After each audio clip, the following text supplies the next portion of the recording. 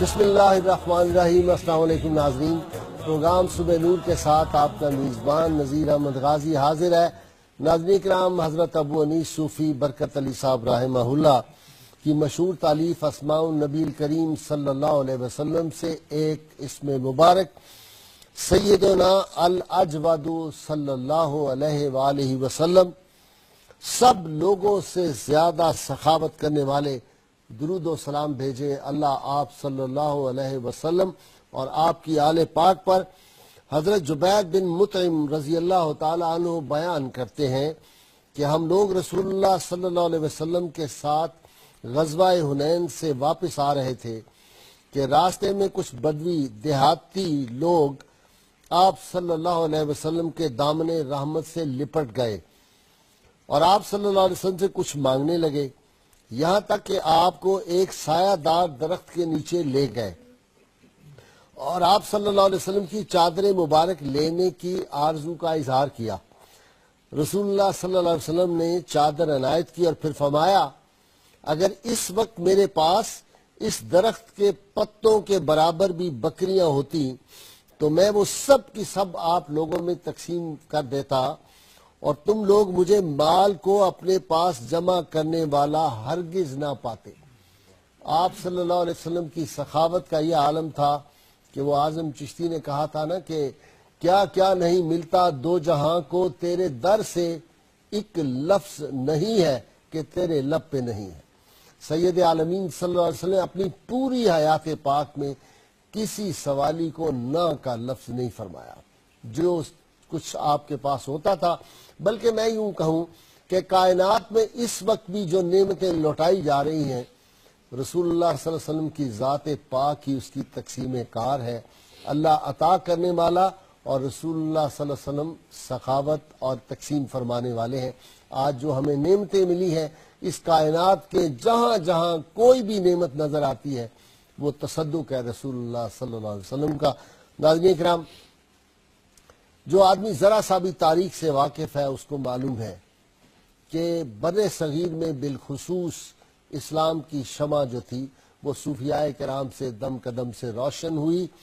اور مجھے آج یاد آ رہا تھا کہ اس پہ پروفیسر آرنل نے بڑی خوبصورت کتاب جو پریچنگ آف اسلام لکھی تھی، اس میں تفصیل سے اس بات کا ذکر کر دیا تھا کہ بر صغیر میں اسلام فاتحین کی تلواروں سے نہیں، صوفیاء کرام کے الفاظ اور ان کی تعلیمات سے ہوئی ہے۔ اور صوفیاء کرام جو ہوتے ہیں ان کے پاس زمین کا فلسفہ نہیں ہوتا، آسمان کی دانش ہوا کرتی ہے اور ان کی نگاہیں لوگوں کی تقدیروں کو بدل دیتی ہیں۔ صوفیاء کرام میں بر صغیر کے اولیاء میں ایک بڑا نام حضرت سلطان العارفین سلطان باہو رحمہ اللہ کا ہے۔ آپ محرم الحرام کے ایام میں اہل بیت اطہار سے آپ کو محبت اور عشق تھا تو آپ مسلسل ان کی یاد میں تقریبات کرتے تھے۔ عمومی طور پہ لوگ سمجھتے ہیں کہ ان دنوں حضرت سلطان العارفین کا عرس مبارک ہوتا ہے، اصل میں یہ شہدائے کربلا کی یاد میں وہ محافل منعقد کرتے تھے۔ ہم نے آج اسی موضوع کو منتخب کیا ہے، حضرت سلطان العارفین سلطان باہو رحمہ اللہ کی حیات و تعلیمات کے حوالے سے۔ اور میں نے اپنے اسٹوڈیو میں جو اسکالر اور اتھارٹی سبجیکٹ میں ہیں ان کو آج دعوت دی ہے۔ میری مراد اورینٹل کالج پنجاب یونیورسٹی کے جو سربراہ ہیں، پرنسپل ہیں، پروفیسر ڈاکٹر عصمت اللہ زاہد صاحب۔ ڈاکٹر صاحب ویلکم، آپ تشریف لائیں۔ اور دوسرے آپ کی جانی پہچانی محبوب شخصیت، بڑے مشہور اسکالر اور جامعہ پنجاب کے ایک شعبہ جو ہے اس کے صدر نشین ہیں، پروفیسر ڈاکٹر معین نظامی صاحب۔ اور آج مدینہ منورہ سے آئے ہوئے ہمارے مہمان قاری عبدالرسول فریدی ہمارے ساتھ ہیں، اور آج ہم قاری عبدالرسول سے حضرت سلطان العارفین کا کلام سنیں گے۔ جی قاری صاحب۔ الف اللہ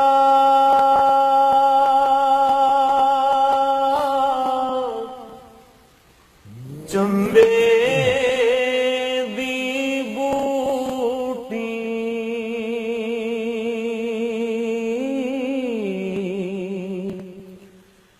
مرشد من میرے وچ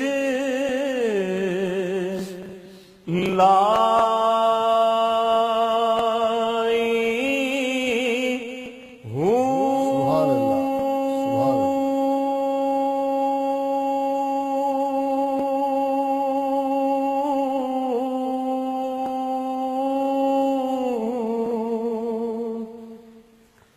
نفی اسبات دا پانی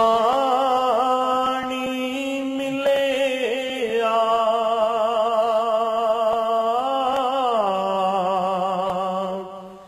ہر رگے گھر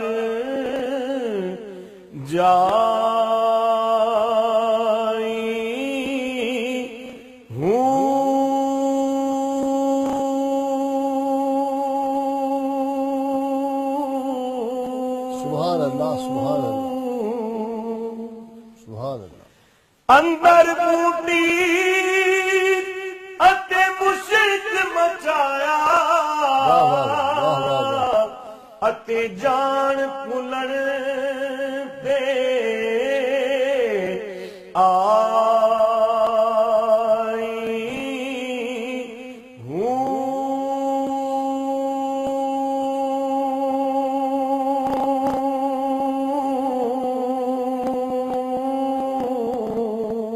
سبحان اللہ سبحان اللہ ایمان سلامت ہر کوئی منگے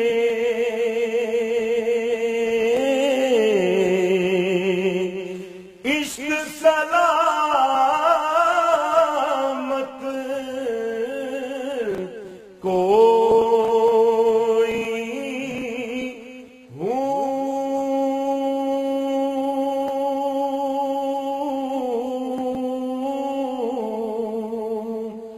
منگن ایمان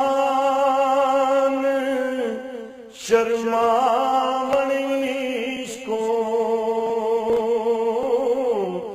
میرے دل نو غیرت سبحان اللہ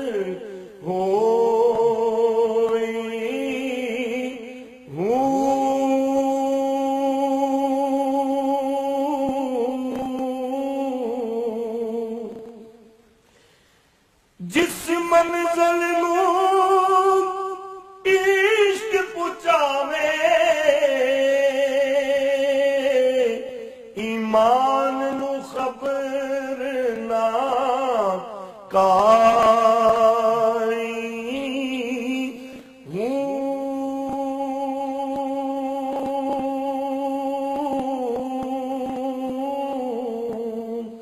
میرا عشق سلامت رکھی میاں باہو ایمانوں دیواں دروئی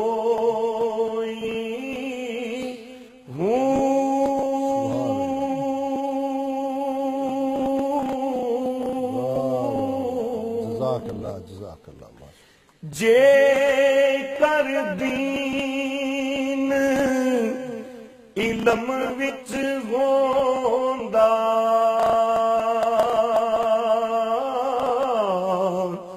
سر نیزے کیوں چڑھ دے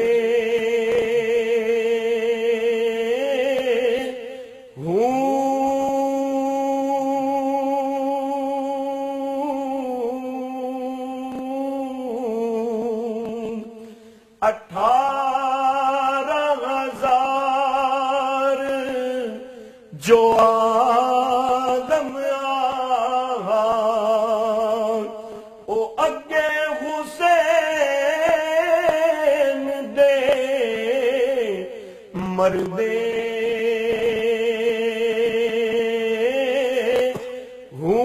جزاک اللہ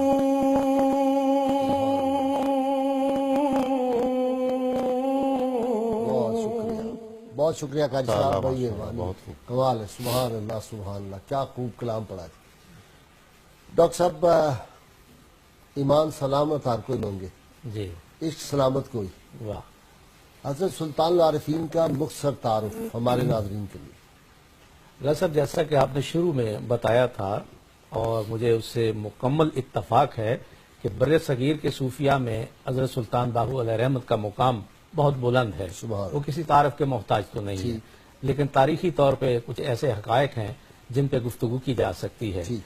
آپ کا عہد ہے 1628 سے لے کے 1691 تک، شاہجہاں سے شروع ہوتا شاہ جہاں سے شروع ہوتا ہے اور اورنگزیب عالمگیر کے عہد تک جاتا ہے۔ یہ آپ نے شاہ جہاں کا عہد بھی دیکھا ہے، اورنگزیب عالمگیر کا عہد بھی دیکھا ہے۔ تربیت کیسی ہوئی؟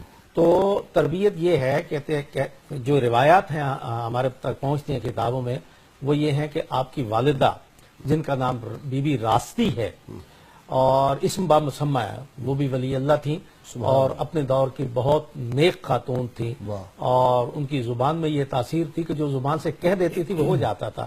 یہ اتنی اللہ تعالیٰ نے ان کو زبان کی صفائی اور قلب کی تطہیر عطا کی تھی۔ یہ مادرزاد ولی تھے؟ جی، یہ مادرزاد ولی ہیں، اور یہ روایات مدرسے میں نہیں پڑھے؟ نہیں، مدرسے میں تو نہیں پڑھے، بلکہ یہاں تک ہے کہ روایات یہ ہیں کہ جب یہ پیدا ہوئے تو پیدائشی طور پہ آپ کو چند پارے حفظ تھے، سبحان اللہ۔ اور اس کی وجہ یہ بتائی جاتی ہے کہ آپ کی والدہ محترمہ جب آپ ولادت کے مراحل میں تھے، اپنی ماں کے جسم کا حصہ تھے، تو اس وقت جو تلاوت وہ فرماتی تھیں وہ براہ راست آپ سنتے رہے، اور آپ کی طبیعت پہ اس کا اثر ہوا، اور اللہ تعالیٰ نے اپنے خصوصی رحمت سے ان کے قلب پر وہ تمام چیزیں نقش کر دیں۔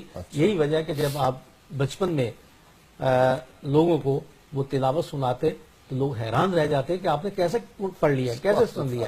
یہ اللہ تعالیٰ کی خاص عنایت ہوتی ہے۔ سبحان اللہ۔ اچھا، پہلی تربیت گاہ جو تھی وہ تو ماں کی، آپ کے پاس ماں کی گود، ولیہ کی تربیت ہے۔ اور ان کے والد گرامی جو تھے حضرت بازید محمد، وہ بھی کوئی کم درویش آدمی نہیں تھے، اگرچہ دنیا داری کے لحاظ سے وہ ایک بہت بڑے فوجی عہدے پر جرنیل تھے، فوجی عہدے پر متمکن تھے، لیکن اندر سے تربیت یافتہ تھے، اور وہ تربیت صوفیانہ ماحول کی تربیت تھی۔ یہی وجہ ہے کہ والدہ اور والد کی دونوں کی یکساں تربیت نے بچپن میں ہی حضرت سلطان باہو علیہ رحمت کو ان خطوط پر چلنا سکھا دیا جو ایک ولی اللہ کے خطوط ہوتے ہیں اور جو اس کی شخصیت کا حصہ ہوتے ہیں۔ سبحان اللہ۔ ڈاکٹر نظامی صاحب، ایمان سلامت ہر کوئی منگدا، عشق سلامت کوئی، یہ جتھے عشق پچاوے ایمان نو خبر نہ کائی، جو اور اقبال کہتے ہیں کہ عشق کی دیوانگی طے کر گئی کتنے مقام، اور عقل جس منزل میں تھی اب تک اسی منزل میں ہے۔ یہ عشق کیا ہے اور یہ ایمان سے کوئی بلندتر چیز ہے؟ جی، میرا خیال ہے کہ یہ ایمان سے بلندتر چیز ہے۔ ایمان پر ایمان کا نام عشق ہے، سبحان اللہ۔ یعنی یقین ہونا اچھا، اور ایقان کی ایک عرفہ اور اعلیٰ منزل پر فائز ہونا، یہ عشق ہے۔ اس لیے کہ آپ یوں سمجھ لیجئے کہ ایمان ایک تھیوری ہے، ہم کچھ علوم حاصل کرتے ہیں، ان کو ہم مان لیتے ہیں، ٹھیک۔ ہمارے دل کے یا نفسیات کے یا روح کے کسی گوشے میں ان پر بہت زیادہ اعتماد نہیں ہو سکتا جب تک کہ وہ کیفیت طاری نہ ہو جسے صوفیاء نے سمجھانے کے لیے عشق کہا ہے، اور اسی لیے اسے برتر جانا ہے۔ ایمان ایک خاص معرفت کی، عرفان کی یونیورسٹی ہے جس میں داخل ہونے کا نام ہے، اور عشق پی ایچ ڈی ہے۔ عشق پی ایچ ڈی، تخصص کا، اسپیشلائزیشن کا دائرہ ہے، بالکل وہ جی ہاں۔ اور آپ آج دونوں کو بلائے ہوا ہے، دونوں اسپیشلائزڈ ہیں، آپ کی- اللہ آپ کی تعالیٰ آپ کو نوازش، اسی آپ کی مقام نوازش، پہ۔ آپ کی اچھا جی، تو یہ عشق جب پیدا ہوتا ہے تو کیا ہوتا ہے؟ ظاہر ہے عشق تو پھر اپنے اس کا نصاب اور ہے، اس کے اپنے پیرامیٹرز ہیں، اس نے اپنے حساب کتاب سے چلانا ہے۔ اس نے سب سے پہلے جو چیز عشق سکھاتا ہے وہ ہے غیر مشروط اطاعت۔ اب اطاعت جب آ جائے تو دنیا کے تمام معاملات اور دین کے تمام معاملات میں آسانی پیدا ہو جاتی ہے۔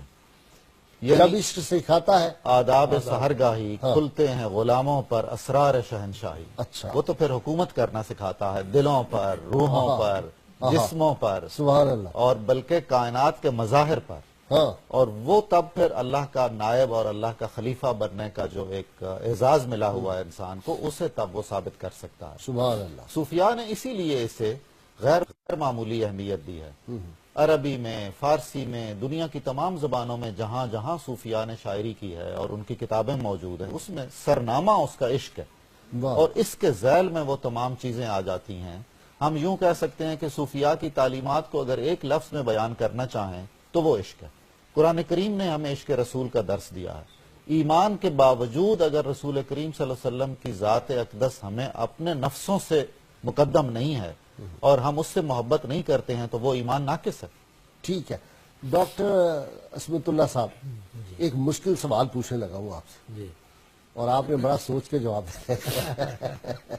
کوشش میں کروں نے گا طالب انشاءاللہ. ہوں، کوشش کروں گا. شریعت دے دروازے اونچے، جی راہ فقر دا موری ہوں، جی عالم فاضل لگڑ نہ دے جی. جو لگیا سو چوری ہوں. جی کیا مطلب؟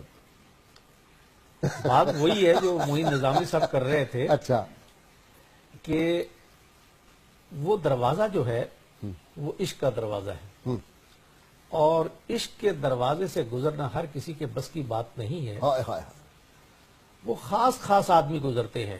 گردن مانگتا ہے. یہ وہ نغمہ ہے جو ہر ساز پہ گایا نہیں جاتا. واہ. یہ وہ نغمہ ہے. ہاں.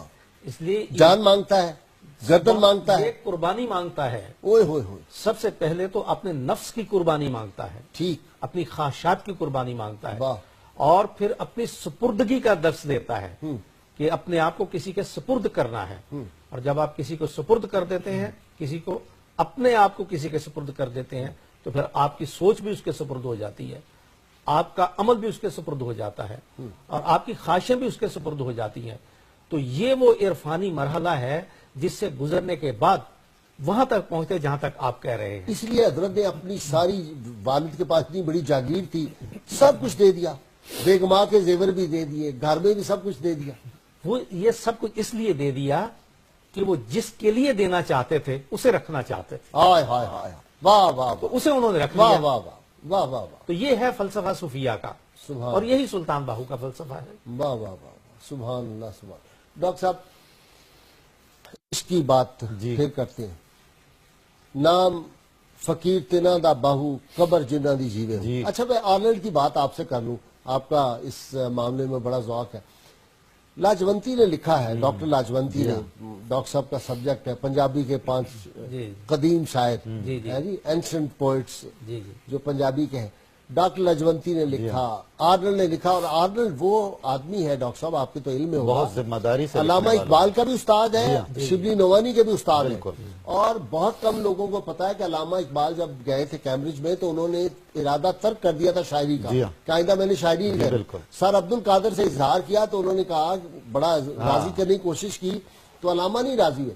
انہوں نے کہا اچھا آرنلڈ صاحب سے مشورہ کرتے ہیں، اگر وہ کہیں تو آرنلڈ، پروفیسر آرنلڈ کا یہ احسان ہے بہت بڑا احسان پوری ہے. ملت اسلامیہ پہ. انہوں نے کہا اقبال نہیں، یہ تم جاری رکھو، اس سے جی. تمہاری ملت کو فائدہ ہوگا، تمہاری قوم کو فائدہ ہوگا. تو خیر انہوں نے پریچنگ آف اسلام بڑی مارکۃ الآراء کتاب لکھی، اور اب سعدیہ دیلوی نے بھی لکھا ہے صوفیزم دی ہارٹ آف اسلام، جس کا دباچہ اس نے لکھا ہے خوشونت سنگھ نے. اور اس نے بھی کہا ہے کہ یہ صوفیاء کا فیضان ہے کہ یہ جو اسلام بر صغیر میں پھیلا، یہ کم ظرف لوگ ہیں جو کہتے ہیں یہ تلوار سے پھیلا، بادشاہوں کی حکمرانی سے. بادشاہ گردنیں تو جھکا سکتے ہیں ڈاکٹر جی، صاحب، سروں کو نہیں جھکا سکتے. دلوں کو نہیں. دلوں کو نہیں جھکا دلوں کو سر جھک تو جاتے یہ ہیں، آپ دل جیسے نہیں کہتے جھکتے. ہیں قلوب پہ انہوں نے حکومت جی، کی. قلوب پہ. نام فقیر تنا دا باہو قبر جنہ دی جیوے. جی بے شک. جی. غازی صاحب یہ دیکھ لیجئے کہ ہماری کم از کم بر صغیر کی تاریخ میں ایسا منفرد نام کسی نے نہیں رکھا. حضرت راستی نے جو والدہ ماجدہ تھی انہوں نے نام رکھا، اور ایسا نام گرد و پیش میں آپ نے کبھی سنا کسی کا؟ باہو. واہ واہ واہ. باہو کا مطلب ہے باخدا، آہا.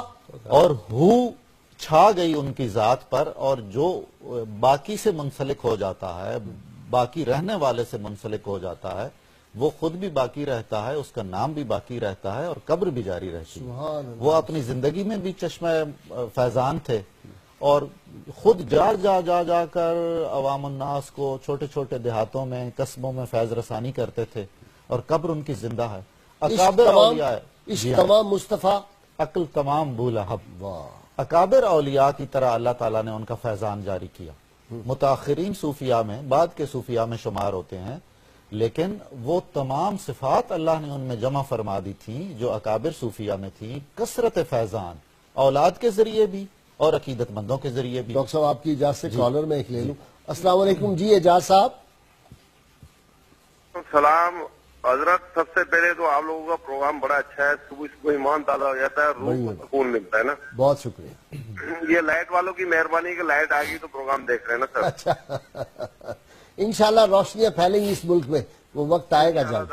انشاءاللہ تعالیٰ. سر ایک سوال کے 2 پارٹ ہے. ایک تو یہ ہے کہ اب سلطان باہو جیسے जो सुल्तानुल आरफीन है, ऐसे बुजुर्ग नजर क्यों नहीं आते? ठीक है, ये डॉक्टर निजामी से सख्त सवाल करना है मैंने आखिर में।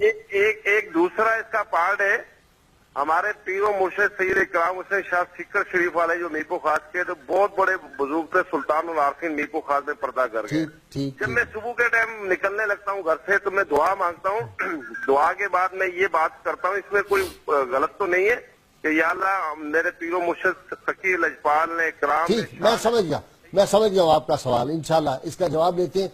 नाज़रीन इकराम, मुख्तसर सी ब्रेक और उसके बाद हम सवालों के जवाब भी डॉक्टर मोइन निजामी साहब से लेंगे और डॉक्टर स्मितुल्लाह जाहिद से भी हमारे साथ रहिए।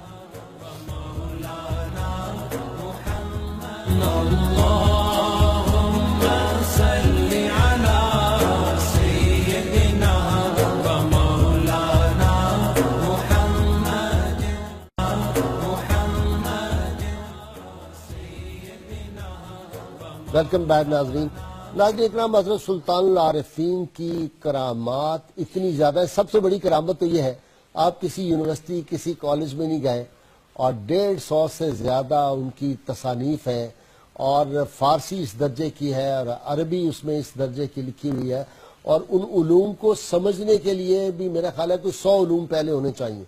इतनी ज़बरदस्त किताबें आपने लिखी हैं, इस पर भी हम बात करेंगे। और उनकी नज़र कीमिया इस तरह थी कि वो पत्थर को सोना बनाने वाली बातें सुनी तो हुई हैं, लेकिन ये तारीख में हकीकत है कि आपके पास एक सैयदजादा आया जो बहुत परेशान था, उसकी बच्चियां ज्यादा थी, उनकी शादी करना चाहता था, बाइज्जत आदमी था, किसी के आगे अपना वो राज नहीं खोलना चाहता।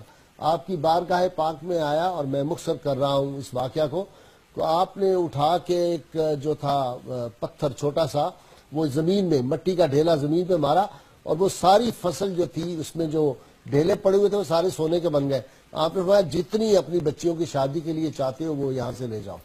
तो ये वो लोग थे और आज भी उनकी जो कबूर है वो जिंदा है और फैज़ रसानी मखलूक को हो रही है। डॉक्टर साहब जी, कलमे पे हज़रत ने बड़ा जोर दिया, अल फला चंबे दी बूटी मुर्शद मन मेरे विच लाई, अभी कारी साहब ने पढ़ा, और नफी असबात दा पानी मिलिया हर रगे हर ये क्या है?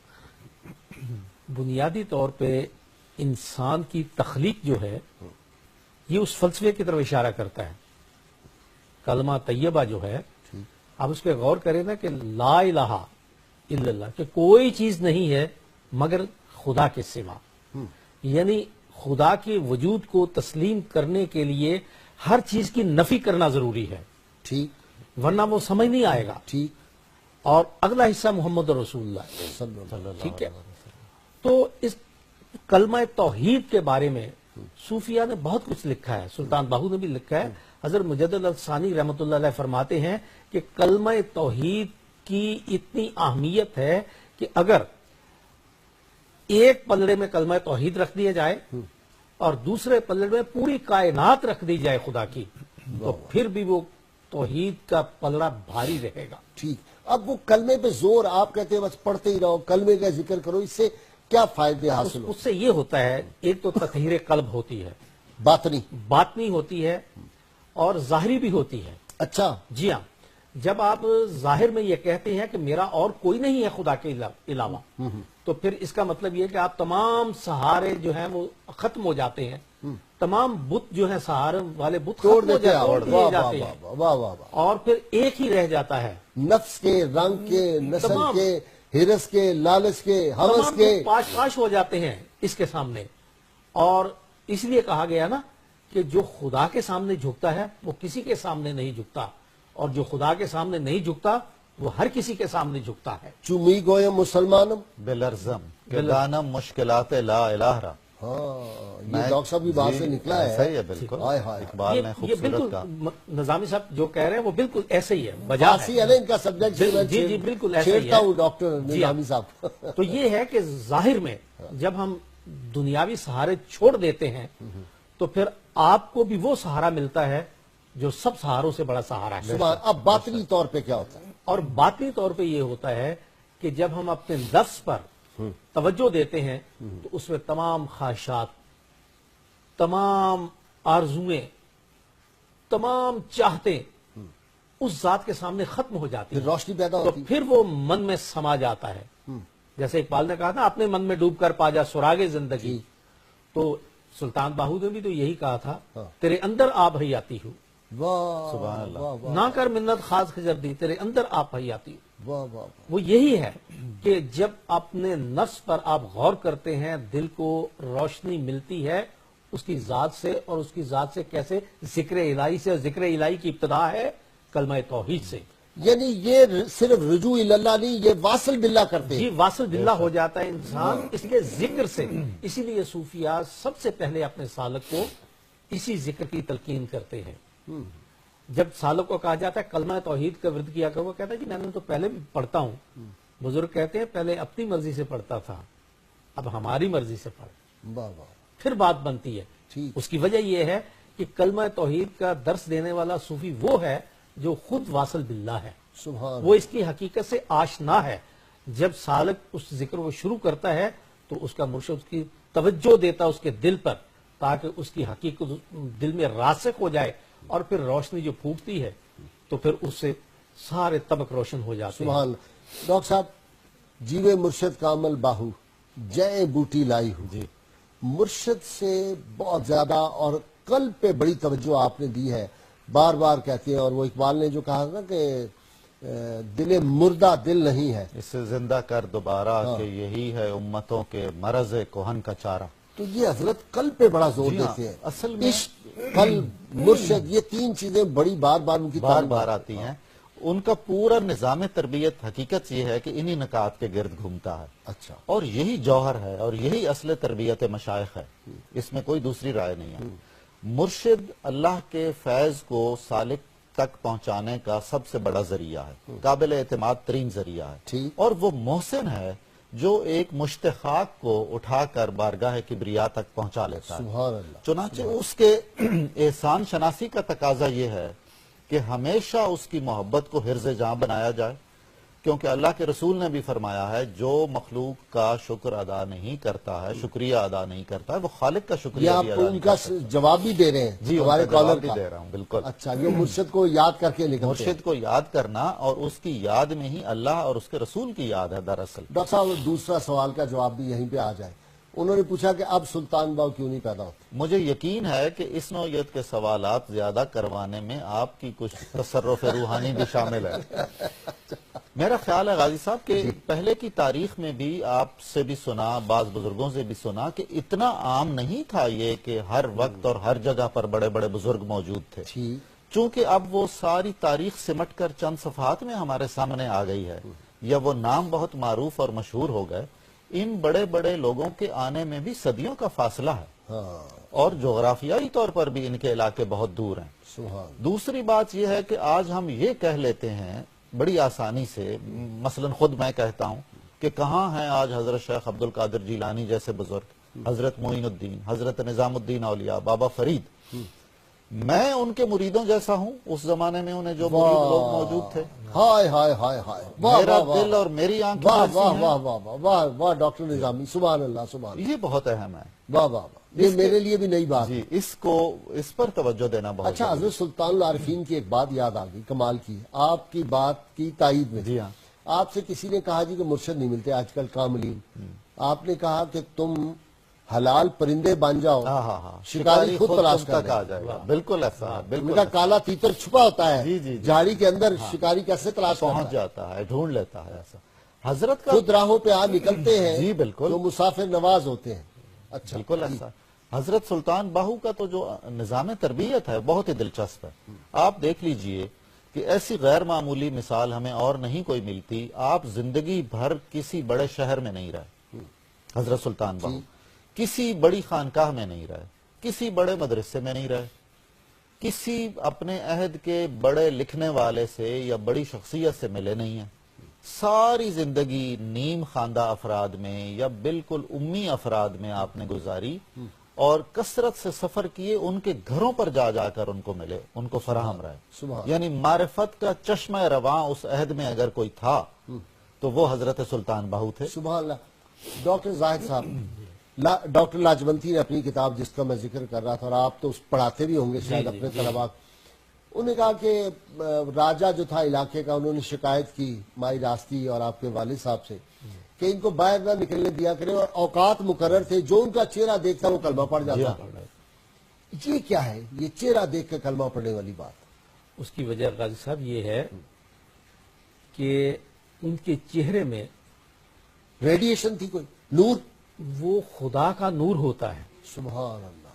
اس لیے کہ یہ لوگ فنا فی اللہ ہوتے ہیں اور بقا باللہ کی منزل سے گزر چکے ہوتے ہیں. سبحان اللہ. تو صحیح معنوں میں یہی وہ لوگ ہیں جو خلیفۃ اللہ ہیں، بے شک. اور سبحان اللہ تعالیٰ کی تجلیات ان کے چہرے سے، ان کے مظہر بھی ہوتے ہیں سے اس کے. وہ عکس نمایاں ہوتا ہے.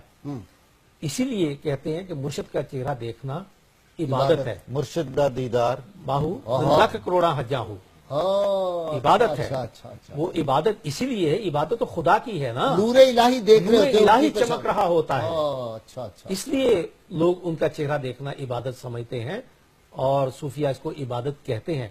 جو خدا کے نور کو دیکھ لے تو پھر اس کے دل کی تیرگی جو ہے وہ کہاں جائے گی؟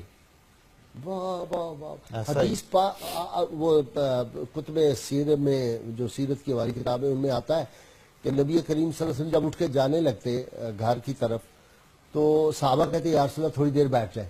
تو آپ نے ان سے ایک دفعہ دریافت فرمایا کہ کیوں تم یہ کہتے ہو کہ اور تھوڑی دیر، کہ یا رسول اللہ ہم ایمانوں کو تازہ کر لیں.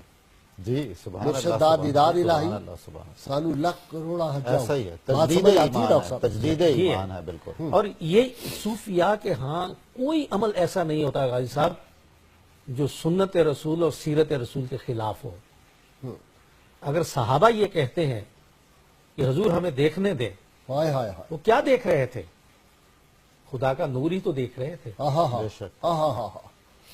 تو سلطان باہو بھی تو اسی نور کے آگے وہیں سے ملا ہے، اس وہیں سر سے- چشمہ سے. وہ فیض کہتے ہیں یاب نا ہے. کہ میں نے حضور نبی کریم صلی اللہ علیہ وسلم کی بارگاہ سے براہ راست فیض حاصل فیض کیا. حاصل بے کیا شک، ہے. بے شک. تو وہی فیض نور کی صورت ان کی پیشانی سے چمک رہا تھا. اس لیے جو دیکھتا تھا وہ متاثر ہوتا تھا، اس کے دل کی سیاہی دھل جاتی تھی اور وہ کلمہ توحید پڑھ لیتا تھا اور مسلمان ہو جاتا تھا. یہ ہے صوفیہ کی کرامت. اور صوفیہ کی کرامت کیوں اثر انداز ہوتی ہے؟ اس لیے کہ ان کے پیچھے اللہ کی تائید ہوتی ہے، سبحان اللہ. اس کی ایک قوت ایمانی ہوتی ہے، اور اللہ تعالیٰ کی نصرت ان کے ساتھ ہوتی ہے. ٹھیک. یہ ساری چیزیں جب ملتی ہیں تو پھر صوفیاء کے چہرے کا نور بنتا ہے. سبحان اللہ. ڈاکٹر صاحب ہم ہر روز اپنے ناظرین سے ایک سوال پوچھتے ہیں، جی. اور جو صحیح جواب دیتے ہیں پھر ہم ان کو کسان آئل کی جانب سے گفٹ پیش کرتے ہیں. ماشاء تو اللہ. محرم میں ہم نے یہ سلسلہ منقطع کیا ہوا تھا، اور آج سے پھر دوبارہ رینیو کر رہے ہیں اس کو. ناظرین کرام، آج کا سوال ہے، حضرت سلطان العارفین سلطان باہو رحمہ اللہ جو تھے وہ کس مغل بادشاہ کے عہد میں پیدا ہوئے؟ آج اگر آپ نے ڈاکٹر عصمت اللہ زاہد کی باتیں سنی ہو تو جواب انہوں نے دے دیا ہوا ہے، لیکن دیکھتے ہیں آپ سے کس کس نے اس کو بہت توجہ سے سنا ہے. جی ڈاکٹر نظامی صاحب، اسی سوال پہ آ جاتے ہیں. آج انسانیت جن کرب اور مصائب میں مبتلا ہے، دل مردہ ہو رہے ہیں، ان کو زندہ کرنے کا طریقہ کیا ہے حضرت سلطان العارفین کی تعلیمات کی روشنی؟ حضرت سلطان اور عارفین نے جو کلمہ طیبہ کی کلید کنجی فراہم کر رکھی ہے، ٹھیک ہے. وہ دراصل اس چابی سے ہم ایک ایسا دروازہ کھولتے ہیں جو ہمیں اللہ اور اس کے رسول سے متوسل کرتا ہے، اور وہ رستہ محبت کا رستہ ہے. صوفیاء کا جو انداز تربیت ہے اس میں سر فہرست بات یہ ہے کہ وہ زبان سے تربیت یا تبلیغ کم کرتے ہیں، عمل سے کرتے ہیں. واہ واہ واہ. اور وہ اتنا مانوس کر لیتے ہیں اپنے قریب رہنے والوں کو کہ وہ انہیں آئیڈیلائز کرتے ہیں اور وہ چاہتے ہیں کہ ان جیسے ہو جائیں. طیبہ سے منگائی جاتی جی ہاں. ہے، سینوں میں چھپائی جاتی ہے، توحید کی میں ساغر سے نہیں نظروں سے پلائی جاتی ہے. بالکل. تو اس مرحلے سے نکلنے کے لیے آج جو بے امنی ہے اور انتشار، ایک انتشار تو ہمارے معاشرے میں ہے، ایک انتشار ہمارے اندر ہے. باطن میں بھی بہت خلشیں ہیں اور خلفشار ہے اور انتشار اور افتراق ہے. اسی کی وجہ سے پھر اس کا اظہار ظاہر میں بھی ہوتا ہے. اچھا یہ عمل اور رد عمل کی ایک کہانی ہے. ٹھیک. ہم اس سے تبھی جان چھڑوا سکتے ہیں کہ اللہ اور اس کے رسول اور صوفیاء کریم کے راستے پہ چلیں اور اس پیغام کو توجہ سے سنیں جو محبت کا پیغام ہے، جو امن کا پیغام ہے. صوفیاء اسی لیے پر امن تھے کہ ان کے اندر امن تھا.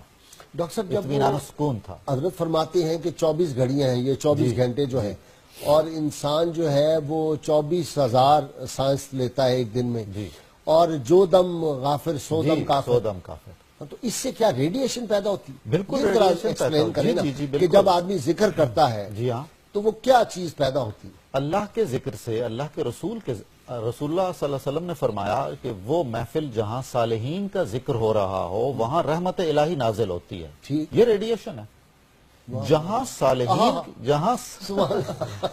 رہی ہے اس وقت. جہاں صالحین کے ذکر کا یہ فضیلت رسول اللہ صلی اللہ علیہ وسلم نے بیان فرمائی ہے، وہاں رسول اللہ صلی اللہ علیہ وسلم کے براہ راست ذکر جمیل سے اور اللہ کے ذکر جمیل سے کیا کیا نہیں ہوتا ہوگا. سبحان وہ اللہ. کیفیتیں پیدا ہوتی ہیں انسان کے جسم میں، اس کی روح میں، اس کے دل میں، اس کے نفس میں، اور وہ اس کے جسم سے اور اس کے جسم سے ماورا سطح پر دوسروں کو منتقل ہوتی ہیں. واہ واہ. اس دائرے اسی میں وجہ سے وہ جو توجہ آپ نے بے کی شک. جامع مسجد دہلی جی میں جی تو جی جی. سب لوگ بے ہوش ہو گئے، بالکل. تڑپنے لگے جی تھے. ہاں. اورنگزیب بھی وہاں موجود تھے. ہاں، اس نے کہا مجھے بھی توجہ دے. جی ہاں، سلطان اورنگزیب اپنے عمائدین کے ساتھ موجود تھے اور وہ بھی بہت متاثر ہوئے. صوفیاء کے وہ ماننے والے تھے، چنانچہ انہوں نے ملاقات بھی کی اور یہ خواہش کی کہ میں آپ کے ہاں حاضر ہونا چاہتا ہوں. تو آپ نے فرمایا کہ میرے ہاں آپ نہ آئیے، ہمارا جو یہیں ملنا تھا یہ کافی ہے، اور کسی بھی نوعیت کی کوئی جاگیر اور دنیا مجھے نہ دیجیے گا کہ وہ وجہ تنازع ہے. اور حقیقت یہ ہے، دیکھیے کیسی کام کتنی کی بڑی بات ہے. کیسی کام کی بات ہے. اچھا، ایک پہچان پھر کامل درویش کی یہ بھی ہے کہ جی، وہ بادشاہوں کے دربار میں نہیں نہیں جاتے. جاتا ہے. اور حضرت سلطان باہو کا تو آپ پورا کلام پڑھ لیجئے، آپ کی جو 140 کے لگ بھگ کتابیں یہ رسالے فارسی میں ہیں، جو بجائے خود ایک کرامت ہے. ہاں. تو اس میں آپ دیکھ لیں کہ دنیا اور دنیا داروں کی بڑی ہی مذمت کی گئی ہے کہ جی جہاں دنیا ہے وہاں خیر کی توقع نہیں ہے. دنیا کا ایک استعمال یہ ہے کہ آپ کے دل میں نہ وہ اتری ہوئی ہو، آپ کے پاس موجود ہو اور آپ اسے بہتر مقاصد کے لیے استعمال کریں. یہ پسندیدہ ہے دنیا کا ہونا، قابل فخر بھی ہے، قابل اعزاز بھی ہے. اگر سارا مرکز اور محور سوچوں کا دنیا ہو اور دنیا دل میں اتری ہوئی ہو اور چمڑی جائے دمڑی نہ جائے کی سطح پر آدمی آیا ہوا ہو کہ اللہ اور اس کے رسول کے رستے میں خرچ نہیں کرنا ہے، تو پھر اس سے خیر کی توقع اٹھ جاتی ہے. اچھا ڈاکٹر صاحب، سیدنا عبد القادر جیلانی سے بڑا عشق تھا ان کو. جی قادری سلسلہ تھا ان کا. جی جی. اور وہ کہتے ہیں وہ جو کہ شہر بغداد دے ٹکڑے منگساں تے کاساں میرا میرا ہوں، وہ تو کہتے ہیں بغداد کوئی گاؤں تھا جہاں آپ کے شیخ رہتے تھے. یہ والا بغداد نہیں ہے، عراق والا. پہلی بات تو یہی ہے کہ حبیب اللہ صاحب جو بغداد، یہیں ایک بغداد تھا، گڑھ بغداد. گڑھ بغداد اسے کہتے تھے. وہاں سے پھر انہی کی ہدایت پہ آپ دہلی جا کے عبد الرحمان صاحب کے ہاں بھی ٹھہرے اور سلوکی منازل طے کی. لیکن چونکہ سلسلہ قادری ہے اور قادری سلسلے کی جو سب سے نمایاں شخصیت ہیں وہ حضرت شیخ عبد القادر جیلانی رحمۃ اللہ علیہ ہیں. اور صوفیاء کا تو کہنا یہی ہے کہ ان کی مہر کے بغیر تو ولی بنتا نہیں ہے. تو سلطان باہو اتنے بڑے ولی ہوئے ہیں تو غوث الاعظم علیہ رحمت کی تصدیق کے بغیر تو نہیں ہو سکتے نا. اس لیے اظہار تشکر کے طور پہ انہوں نے کہا ہے. یہ نظری عقیدت بھی ہے شیخ کی بارگاہ میں اور اظہار تشکر بھی ہے کہ ان کے وسیلے سے ان کو قادری فیض پہنچا ہے اور یہی فیض انہوں نے آگے تقسیم کیا ہے. ٹھیک، سبحان اللہ. ناظرین کرام، کتاب الشفا سے روز نسخہ آپ کی خدمت میں پیش کیا کرتا ہوں. آج کا نسخہ ہے سورۃ العصر جو ہے اس کی کیا خاصیت. سرما کی سلائی پر 7 بار سورۃ العصر پڑھ کر دم کر کے آنکھوں میں سرما لگانے سے آنکھوں کی جملہ بیماریاں ختم ہو جاتی ہیں.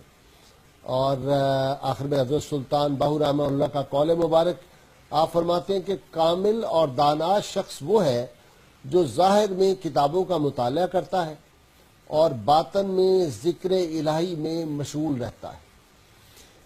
ڈاکٹر صاحب، توجہ پہ آپ نے بڑے لکھا بھی ہے کہ مرشد کی جو توجہ ہوتی ہے، نظر ہوتی ہے، تو یہ توجہ کیا چیز ہے؟ توجہ شیخ جب اپنے عقیدت مندوں کے احوال و معارف پر نظر رکھتا ہے اور جہاں وہ سمجھتا ہے کہ ان کے سفر میں رکاوٹ آ رہی ہے یا اتنی تیز رفتاری نہیں ہو رہی جتنی مطلوب ہے، تو وہ اپنی مدد بھی اس میں شامل کرتا ہے. یہ توجہ ہے. اس کی فورس اس کے ساتھ مل جاتی ہے اور اسے مشکل مراحل سے گزارتی ہے، آسان کر دیتی ہے اس کے لیے. جیسے ہم کہتے ہیں اللہ کی مدد ہے، اللہ کے رسول کی تائید ہے، اولیاء کرام کی نصرت ہے. اسی طرح توجہ ہے، بعض سلاسل میں توجہ کا ایک خاص نظام فکر ہے، ٹھیک یعنی تربیتی نصاب کا حصہ ہے۔ ٹھیک۔ عمومی طور پر تمام صوفیوں کے سلسلے توجہ پہ بہت زور دیتے ہیں۔ ڈاکٹر صاحب یہ ضرورت کیوں ہے مرشد کی؟ مرشد لوگ کی بہت پوچھتے ہیں، ضرورت کیوں ہے، ضرورت مرشد ہے؟ کی بہت ضرورت ہے۔ کتابیں پڑھی ہوئی ہیں، میں کتابیں پڑھوں اور میں شیخ بن جی ہاں، جاؤں۔ آپ تو خیر بن سکتے ہیں، اچھا آپ لوگ نہیں بن سکتے۔ میں تو کسی شیخ کی بیعت ہوں۔ جی ہاں، مذاقن کا عرض کر رہا تھا۔ میرا خیال یہ ہے کہ اگر محض کتابیں پڑھ لینے سے، محض تھیوریکل نالج سے آدمی اسپیشلائزیشن کر سکتا ہوتا تو کوئی یونیورسٹیاں نہ ہوتی، لیبارٹریز نہ ہوتی، ایسا نہیں ہے۔ سبحان اللہ۔ ہمارا ایک مسئلہ یہ ہے کہ ہم دنیا میں اور دنیا داری کے معاملوں میں جو نسبتاً کم تر درجے کی حامل ہے، بعض چیزوں پر یقین رکھتے ہیں، اپنے عمل سے اظہار کر رہے ہوتے ہیں، ثابت شدہ ہوتا ہے، اور جو روح کے معاملات ہیں جو برتر ہے دنیا اور ظاہر سے، اس کے معاملات میں ہمیں بہت سارے اشکالات آ جاتے ہیں۔ کمال آج آپ نے جواب دیا، واہ واہ واہ۔ لیبارٹریز میں جاتے ہیں، کیوں ہم لوگ، یونیورسٹیوں میں داخلہ کیوں لیتے ہیں؟ یونیورسٹیوں کیوں میں جا ہوتے کے ہیں؟ وہاں جی، پہ جی۔ لیبارٹری میں جا تربیت کے؟ کیوں ضروری ہے؟ ہاں۔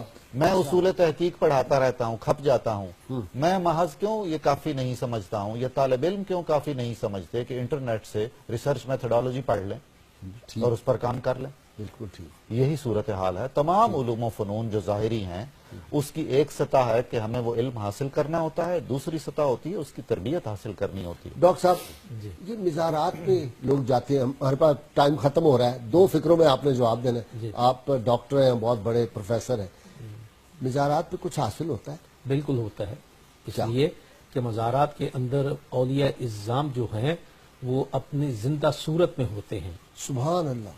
تو زندہ صورت جو ہوتی ہے اسی طرح فیض دیتے ہیں؟ بالکل اسی طرح فیض دیتے ہیں۔ داتا گنج بخش رحمۃ اللہ علیہ آج بھی غریب اس سے نواز بڑی اور کیا تصدیق چاہیے آپ کو کہ خواجہ اجمیر جب ان کے در سے فیض لے کے نکلتے اوہ تو کہتے ہیں گنج بخشے فیض عالم، ہائے ہائے مظہرے نور واہ خدا، واہ واہ واہ واہ۔ ناقصانہ پیر کامل کامل آرا رہنما۔ اس سے بڑا جواب نہیں اس سے بڑا کیا ثبوت آپ کو چاہیے اتنا کہ وہ بڑا سرٹیفکیٹ۔ فیض دینے والا دیکھیں اور فیض لینے والا دیکھیں، واہ واہ۔ ایک سے بڑھ کر ایک۔ ایک سے بڑھ کر ایک سبحان چیز اللہ۔ نظر آئے گی آپ واہ کو۔ بھائی واہ۔ یہ تمام اولیاء اعظام کے مزارات پہ ایسے ہی ہے۔ ڈاکٹر آپ باقی پروفیسر ہو، مزہ آ گیا، بڑی واہ واہ، مہربانی۔ کیسا خوبصورت جواب آپ نے، آپ کا بہت شکریہ۔ آپ تشریف لائے ڈاکٹر اسمت اللہ زاہد۔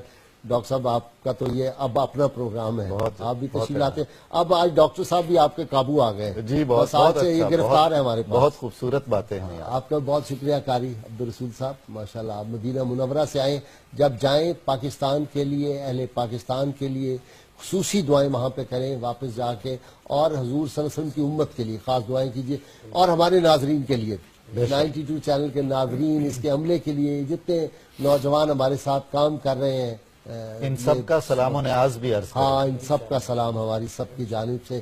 ناظرین کا ہمارے پروگرام کا وقت ختم ہوتا ہے، اپنے میزبان نذیر احمد غازی کو اجازت دیجیے، انشاءاللہ تعالی کل صبح آپ کے پسندیدہ پروگرام صبح نور میں آپ سے ملاقات ہوگی۔ اللہ کریم کی بارگاہ میں دعا ہے کہ اللہ تعالیٰ اولیاء کاملین کا ہمیں فیض بھی عطا فرمائے، ان کی محبتیں عطا فرمائے۔ اللہ کریم آپ کا حامی و ناصر ہے۔